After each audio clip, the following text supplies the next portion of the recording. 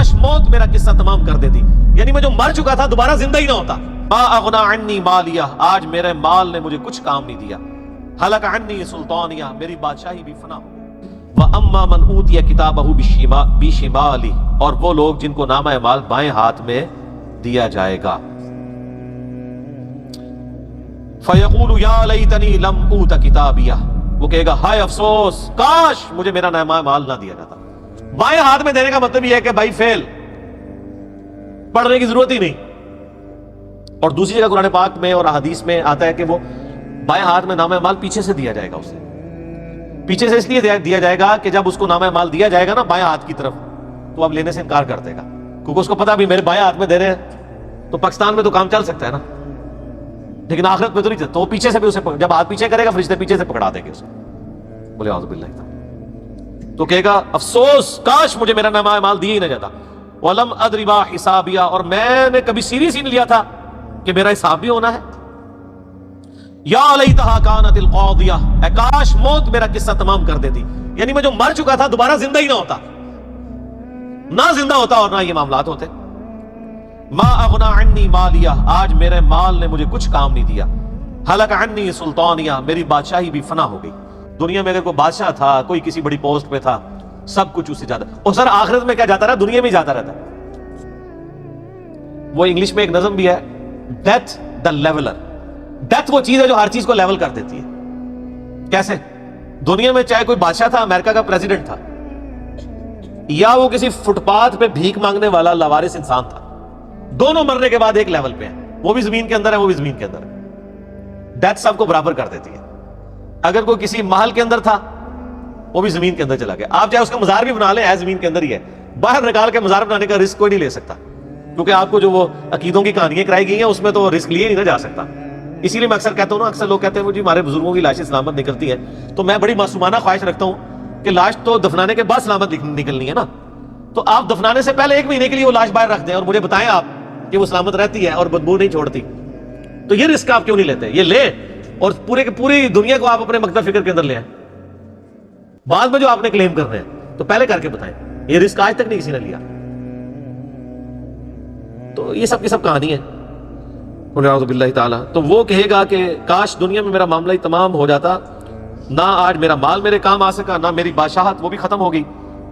پھر حکم ہوگا اللہ کی طرف سے فرشتوں کو، خذوہ فغلوہ، پکڑ لو اسے اور اس کی گردن میں توق ڈال دو، ثم الجحیم صلوا، پھر اسے دوزخ میں جھونک دو، ثم فی سلسلۃ ذرعها 70 ذراعا فاسلکوہ، پھر 70 گز لمبی زنجیر میں اسے جکڑ دو۔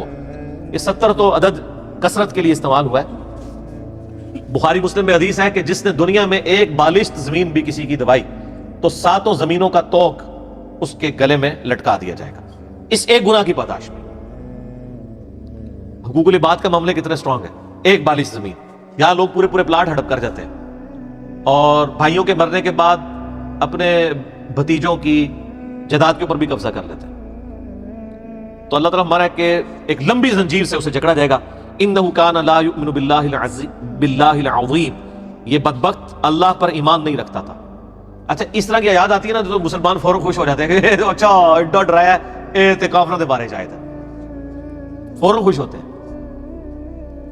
وہ سر پورے کا پورا قرآن ہی کافروں کے بارے میں ہے، کیونکہ پہلے اولین مخاطب تو کفار ہی تھے نا۔ تو میں نے اس پہ بڑا ایک ڈیٹیل لیکچر دیا، مسئلہ نمبر 154، قرآن پاک کی آیات کے حوالے سے کافروں کی آیات مسلمانوں کے بارے میں کوٹ کرنا، مسلمانوں کی آیات کافروں کے بارے میں کوٹ کرنا۔ تو اس میں ایک معصومانہ سا میرا سوال ہے کہ جو گستاخ رسول کے بارے میں اکثر آپ کو علماء کہتے ہیں نا جی وہ جی گستاخ رسول تو حرامی ہوتا ہے، قرآن میں لکھا ہوا ہے بعد ذالک زنیم، تو وہ جو قرآن پاک میں گستاخ رسول حرامی تھا وہ مسلمان تھا یا کافر تھا؟ کافر، ولید بن مغیرہ۔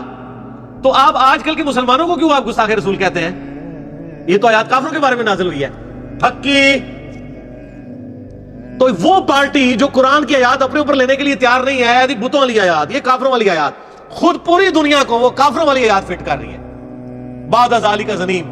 اور یہ ایسا فارمولہ ہے کہ آپ ان کا فرقہ چھوڑ دیں تو آپ بعد ذالک زنیم ہے، اور اگر واپس آ جائے دوبارہ لالی ہو جائیں گے، اور پھر جیسے ہی آپ دوبارہ چھوڑیں پھر آپ بعد ذالک زنیم ہو جائیں گے۔ تو یہ کافروں کے بارے میں آیت نہیں ہے، نہیں، قرآن پاک میں جو آیات جسے فٹ اسے گفٹ، چاہے کافر ہے یا مومن۔ تو ایمان یہ نہیں اللہ پر لاتا تھا، یعنی جو ایمان لانے کا حق ہے. اس کے ثبوت میں سورہ نساء کی وہ آیت بھی ہے، یا ایھا الذین آمنوا آمنوا باللہ ورسولہ، اے ایمان والو ایمان لاؤ اللہ اور اس کے رسول کے اوپر. تو ایمان والوں کو ایمان لانے کی ضرورت ہے اللہ اور اس کے رسول پہ، یعنی جیسا کہ ایمان لانے کا حق ہے. صرف اللہ اور اس کے رسول کو نہیں ماننا، اللہ اور اس کے رسول کی بھی ماننی ہے. ولا يحض على طعام المسکین، اور یہ مسکینوں کو کھانا کھلانے کی ترغیب نہیں دلاتا تھا. فلیس له اليوم ہاہنا حمیم، بس آج اس کا کوئی یہاں پہ دوست نہیں ہوگا.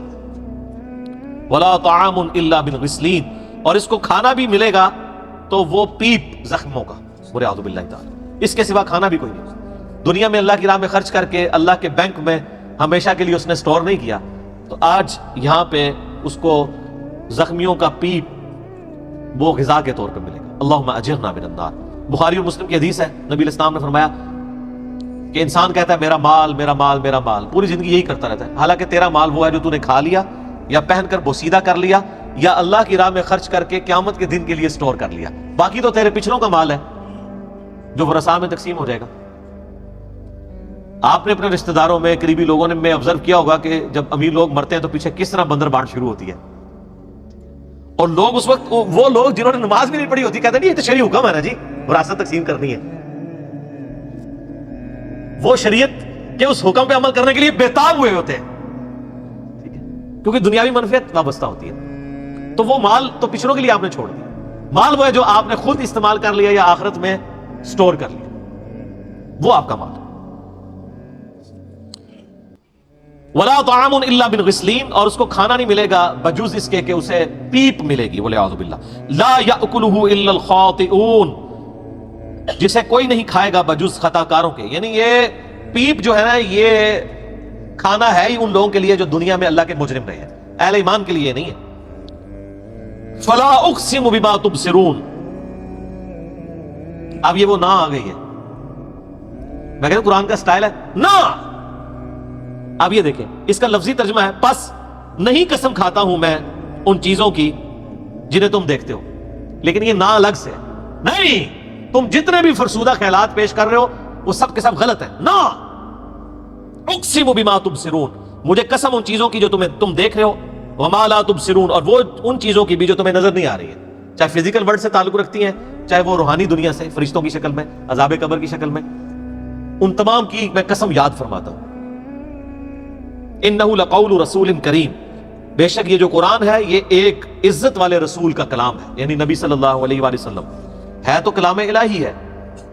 آگے چل کے آ جائے گا کہ جبرائیل علیہ السلام کا کلام ہے، کیونکہ اللہ کا کلام جبرائیل علیہ السلام کے پاس آیا، جبرائیل علیہ السلام سے نبی علیہ السلام تک پہنچا تو وہ جبرائیل کا بھی کلام بنا. الٹیمیٹلی جو تم سن رہے ہو ہمارے نبی سے وہ ایک عزت والے رسول کا کلام ہے. وما ہوا بقول شاعر، یہ شاعر کا کلام نہیں ہے، اور شاعر کا تو مزاج ہی کچھ اور ہوتا ہے. یہ کلام بھی شاعرانہ نہیں ہے اور نبی علیہ السلام کا کریکٹر بھی شاعرانہ نہیں ہے. قلیلا ما تؤمنون، لیکن بہت کم لوگ ہی ہیں جو اس بات پہ ایمان لاتے ہیں. ولا بقول کاہن، یہ کسی کاہن جادوگر کا بھی کلام نہیں ہے. قلیلا ما تذکرون، لیکن بہت ہی کم لوگ نصیحت حاصل کرتے ہیں. تنزیل من رب العالمین، بلکہ یہ تو نازل ہوا ہے رب العالمین کی طرف سے. اب بڑی سخت آیات آ رہی ہیں. وَلَوْ تَقَوَّلَ عَلَيْنَا بَعْضَ الْأَقَاوِيلِ، اگر یہ نبی ہماری طرف کچھ ایسی باتیں منسوب کر دیں جو ہم نے ان پر وحی نہیں کی، لَأَخَذْنَا مِنْهُ بِالْيَمِينِ، تو ہم ان کا دایاں ہاتھ پکڑ لیں، ثُمَّ لَقَطَعْنَا مِنْهُ الْوَتِينَ، اور ہم ان کی رگے دل کاٹ دیں. اگر یہ نبی اپنی مرضی سے کوئی بات آپ لوگوں تک پہنچائیں جو اللہ نے وحی نہ کی ہو تو ہم پھر نبی کو بھی نہ چھوڑیں گے، دائیں ہاتھ پکڑ کے ان کی رگے جہاں کاٹ دیں گے. فما منکم من احد عنہ حاجزین، پھر تم میں سے کوئی ایک بھی ایسا نہیں ہوگا جو ہمیں اس عمل سے روک سکے. یہ بظاہر الفاظ تو نبی علیہ السلام کو ٹارگٹ کر کے کہے گئے ہیں، لیکن بیسیکلی کافروں پہ یہ غصہ نکالا گیا ہے کہ تم یہ سمجھتے ہو کہ یہ خود سے کلام بنا کے ہماری طرف منسوب کر دیتا ہے. ایسا نہیں ہے، ان کی یہ جرت ہی نہیں ہے کہ خود سے کوئی کام کر سکے. اگر یہ کرے تو ہم ان کی رگے جہاں بھی کاٹ دیں. اچھا، اور پھر لوگوں میں سے کوئی بچانے والا نہ ہو اس پیغمبر کو. یہ بفرض محال ہے کہ اگر ایسا ہو جائے، ایسا تو نہیں ہوا. انہ لتذکرۃ للمتقین، اور یہ قرآن تو نہیں نصیحت مگر ان کے لیے جو ڈر جائے. متقی سے مراد یہ داڑھی پگڑی نہ سمجھیے گا، جو اس کو یہ ڈر لگ جائے کہ مجھے میری مرضی کے بغیر کسی نے پیدا کیا اور مجھے وہ زندہ کر کے پوچھے گا، تو اس کے لیے نصیحت ہے قرآن میں. اور جس نے اس چیز کو، اس کریشن کو سیریس نہیں لیا کہ مجھے میری مرضی کے بغیر کس نے آن دا فیس آف ارتھ پٹ کر دیا اس میریکل پلانٹ پہ، تو اس کے لیے قرآن میں اور نبی علیہ السلام کی باتوں میں کوئی نصیحت نہیں.